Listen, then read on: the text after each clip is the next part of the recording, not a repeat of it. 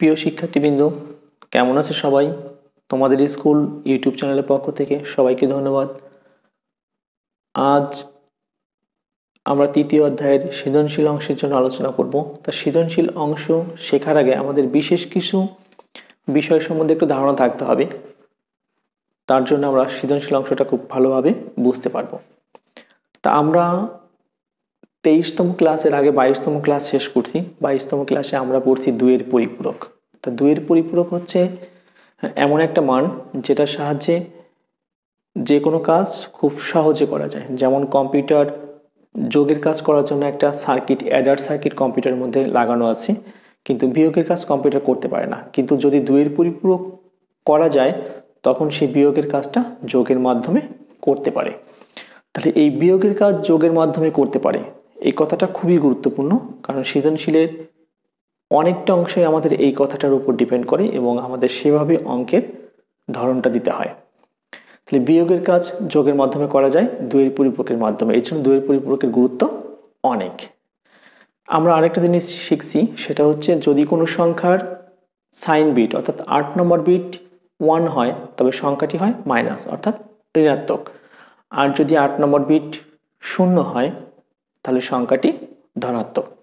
এখন যদি এমন হয় যে আমাদের যোগ করার পরে শেষের সংখ্যাটা 9টা সংখ্যা হয়ে গেছে, তাহলে 8 নম্বর সংখ্যাকে আমরা বলবো সাইন বিট এবং 9তম সংখ্যা হবে ক্যারি বিট। 9টা যখন আসবে তখন হাতে থাকার কারণেই 9তম সংখ্যাটা আসবে, অতিরিক্ত সংখ্যা সাইন বিটের পরে যদি সংখ্যাটা হাতে থাকে তবেই আসবে। কিন্তু এই যে 8-এর পরে অতিরিক্ত একটা সংখ্যা চলে আসলো, এই সংখ্যাটা কিন্তু মেমোরি কার্ডে প্রবেশ করতে পারবে না, কারণ আমরা জানি মেমোরি কার্ড কিসের ছিল, এটা 8 বিট রেজিস্টারের মেমোরি কার্ড। তাহলে 8 বিট রেজিস্টারের মধ্যে ঠিক 8টা সংখ্যায় প্রবেশ করতে পারবে। 9তম সংখ্যা অর্থাৎ ক্যারি যে অতিরিক্ত সংখ্যাটা চলে আসলো সেটা আর মেমোরি কার্ডে প্রবেশ করতে পারবে না। তাহলে আমরা কি করব, 8 বিট রেজিস্টারে যদি কখনো অঙ্কের সমাধান করি তাহলে ক্যারি অর্থাৎ এই 9তম বিটকে গ্রহণযোগ্য হিসেবে রাখতে পারবো না। তখন আমরা লিখে দেব যে ক্যারি অর্থাৎ ওভারফ্লো বিট, মেমোরি কার্ড এটাকে ওভারফ্লো করবে, তার ভেতরে প্রবেশ করতে দেবে না, তখন ওভার হিসেবে বাইরে থেকে যাবে। তাই বলবো যে ওভারফ্লো বিট বা ক্যারি বিট বা 9তম এই বিট গ্রহণযোগ্য নয়। কেন নয়? যে 8 বিট রেজিস্টার 9তম এই বিটটাকে সাপোর্ট করে না, অর্থাৎ সে মেমোরি কার্ডের স্থান দখল করতে পারে না। ওকে, আমাদের একটা কথা গেল। আরেকটা কথা হচ্ছে, যদি কখনো এরকম হয়, যদি বলে যে 50 ও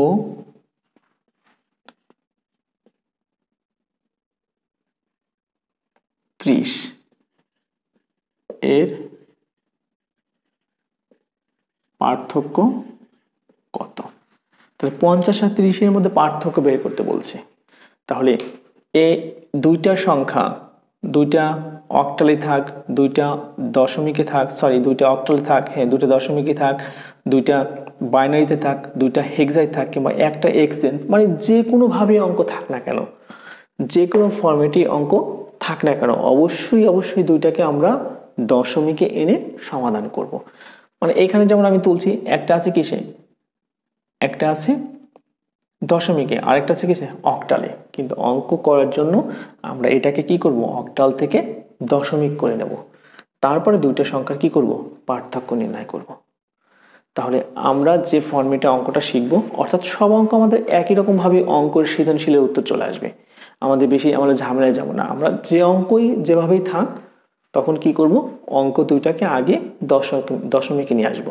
আর দশমিক শব্দের অর্থ হচ্ছে ক্লাস 1 থেকে ক্লাস মানে মাস্টার্স পর্যন্ত তোমরা যে অঙ্কগুলো শিখছো সরাসরি বিয়োগ, সেটাই হচ্ছে আমাদের দশমিকেরটা। সুতরাং যদি অঙ্ক দশমিকে আনা যায় তখন অঙ্কটা আরো সোজা হয়ে যায়, অঙ্কের ধরনটা আরো ইজি হয়।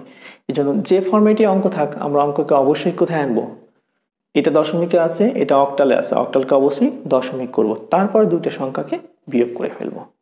ওকে, এখন যদি এরকম কথা বলে যে একটা অঙ্ক আছে 32 দশমিক ও মনে করো আছে 12, এটাও দশমিক, এর পার্থক্য যোগের মাধ্যমে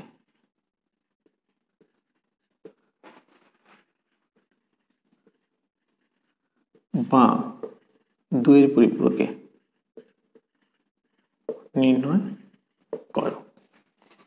দেখো আমাদেরকে বলছে কি যে 32 দশমিক ও 12 দশমিক এর পার্থক্য যোগের মাধ্যমে। কি কথা বলছে?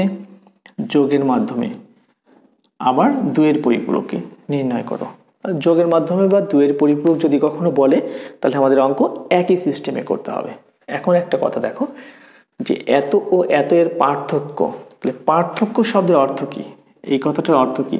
পার্থক্য মানে বিয়োগ, মাইনাস করতে হয়, অর্থাৎ দুইটার পার্থক্য বিয়োগ করলে তো তাদের মধ্যে কত ব্যবধান বা পার্থক্য নির্ণয় হয়। তাহলে পার্থক্য বলতে আমরা মাইনাস বুঝি। আবার আমরা জানি কম্পিউটার মাইনাস অর্থাৎ বিয়োগের কাজ করতে পারে না। কম্পিউটার বিয়োগকে বোঝে না, সে বোঝে কি শুধু যোগ। কেন যোগ বোঝে? কারণ কম্পিউটারের মধ্যে যে অ্যাডার সার্কিট সে শুধুমাত্র যোগ করতে পারে, সে বিয়োগ করতে পারে না। তাহলে আমাদের কিন্তু আবার বলছে যে এই সংখ্যা এবং এই সংখ্যার বিয়োগ করে দেখাও। তাহলে কম্পিউটার তো এই জিনিসটা বোঝে না, তাই কম্পিউটার কি করবে? এই কাজটাকেই যোগের মাধ্যমে সম্পন্ন করবে। যোগের মাধ্যমে সম্পন্ন করতে গেলে কার হেল্প নিতে হয়? দুইয়ের পরিপূরকের হেল্প নিতে হয়। তাহলে অবশ্যই এই অঙ্কটার মধ্যে এমন একটা সিস্টেম আছে যে অংশটা দুইয়ের পরিপূরক করতে হবে, তারপরে দুজনের মধ্যে পার্থক্য নির্ণয় করতে হবে। ঠিক আছে? তাহলে দুইয়ের পরিপূরক আমাদের কেন প্রয়োজন? যে যদি পার্থক্য নির্ণয় করতে বলে, বিয়োগ করতে বলে, কম্পিউটার সেটা বুঝতে পারে না, তখন কম্পিউটার কি করে? সেটাকে দুইয়ের পরিপূরক করে তারপর অঙ্কটাকে যোগের মাধ্যমে সমাধান করে। তাহলে যোগের মাধ্যমে সমাধান করতে গেলে দুইয়ের পরিপূরক করতে হবে। এখন কথা হচ্ছে এখানে দুইটা মান, একটা 32 একটা 12, তাহলে আমরা কোনটাকে দুইয়ের পরিপূরক করব? তাহলে আমরা কোনটাকে করব? একটা জিনিস মনে রাখবা, অঙ্ক যে ফরম্যাটই থাক আগে দশমিকে আনতে হবে। যেহেতু এই অঙ্কটার এই অঙ্কটা দশমিকে অলরেডি আছে, তাহলে এটা আমাদের আর দশমিকে আনার কোনো দরকার নেই। এখন এই দুটো অঙ্কের মধ্যে একটা অঙ্ককে দুইয়ের পরিপূরক মান বের করতে হবে। আমি একটু বলছি, দেখো এটা হচ্ছে বড় মান আর এটা হচ্ছে ছোট। এখন কথা হচ্ছে যে যোগের মাধ্যমে বা দুইয়ের পরিপূরকে যদি পার্থক্য নির্ণয় করতে পারে তাহলে অঙ্কটা কি করে করব? মনে করো এটা 2 নম্বর অঙ্ক দিছে, এটা 3 নম্বর অঙ্ক দিছে। 3 নম্বরে বলছে এত ও এত এর পার্থক্য কত? দেখো এখানে কিন্তু দুইয়ের পরিপূরক বা যোগের মাধ্যমে এরকম কথা নেই। দুইয়ের পরিপূরক বা যোগের মাধ্যমে এরকম কথা নেই। তাহলে আবার এই অঙ্কের মধ্যে পার্থক্য যোগের মাধ্যমে বা দুইয়ের পরিপূরকে নির্ণয় করো, মানে যোগের মাধ্যমে বা দুইয়ের পরিপূরক এরকম কথা আছে আর এখানে এরকম কথা নেই। তাহলে এই দুইটা কিন্তু সম্পূর্ণ দুই রকম ভাবে সমাধান করতে হবে। তাহলে যেটা যোগের মাধ্যমে বলছে পার্থক্য, সেটা হচ্ছে কম্পিউটারের অঙ্ক। যোগের মাধ্যমে বা দুইয়ের পরিপূরক এটা হচ্ছে কার অঙ্ক? কম্পিউটারের অঙ্ক।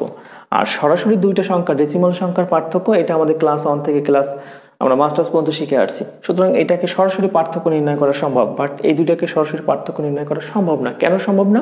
কারণ এখানে যোগের মাধ্যমে কথা আছে কিংবা দুইয়ের পরিপূরক কথা আছে। এই জন্য এই অঙ্কটা প্রসেস করতে হবে, তারপরে তার বিয়োগ নির্ণয় করতে হবে, পার্থক্য নির্ণয় করতে হবে। তো এবার দেখো আমাদের 2 নম্বরটা পার্থক্য নির্ণয় করতে হলে কেমন হবে? 2 নম্বরটার সমাধান। তাহলে 2 নম্বর বড় মান কোনটা? বড় মান 32। বড় মানটাকে আগে তুলতে হবে, তারপরে মাইনাস কত মান হবে? ছোট মানটা হবে 10। মনে রাখবা আগে বড় মান তারপরে ছোট মান। অঙ্কে কন্ডিশন আছে, কন্ডিশন যোগের মাধ্যমে তাকে সমাধান করতে হবে কিংবা দুইয়ের পরিপূরকে, নিয়ম একই হবে। তাহলে বড় মান মাইনাস ছোট মান। ওকে, বড় মান যেটা সেটা লিখব, বড় মানে লিখব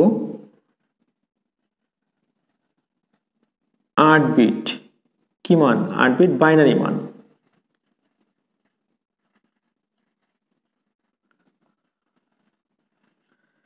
এটা নির্ণয় করতে হবে 8 বিট বাইনারি মান। মনে রাখতে হবে এটা নির্ণয় করতে হবে 8 বিট বাইনারি মান। আচ্ছা, এটা করার আগে আমাদের আরেকটা লাইন করে নিই, কেন এরকম করলাম সেটা একটু বোঝার জন্য।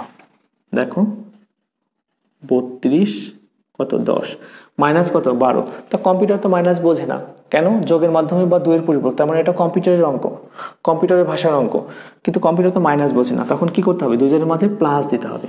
দেখো দুজনের মধ্যে কি দিছি? প্লাস। কিন্তু আমি তো শুধু শুধু একটা মাইনাসকে কখনো প্লাস করতে পারি না। তখন কি করব? অঙ্কের সমাধানে আমাদের অরিজিনাল নিয়ম প্রয়োগ করব। তখন কত? -12, এটা কত? 10। তাহলে প্লাসে মাইনাসে মাইনাস। তাহলে এইটা দুইটা সংখ্যার মাঝে মাইনাস কম্পিউটার বোঝে না, কম্পিউটারকে বোঝানোর জন্য দুটার মাঝে কি করে দিলাম? প্লাস। সেই প্লাসে মাইনাসে অঙ্কটা ঠিকই আছে। এই লাইনকে সমাধান করলে ঠিক এই লাইনটাই আসে। তাহলে যদি কোনো অঙ্ক এরকমভাবে দিয়ে পার্থক্য যোগের মাধ্যমে বা দুইয়ের পরিপূরকে নির্ণয় করতে বলে, তাহলে অঙ্কটা এই লাইনটা করার পর এই লাইনটা করব। দেখো এর লাগবে বড়টা, তাহলে বড়টা মাইনাস ছোটটা, তারপরে কি এখানে প্লাস দিয়ে এখানে ছোটটার আগে মাইনাস। তাহলে এটার হবে কত? 8 বিট। 8 বিট কি মান? বাইনারি মান।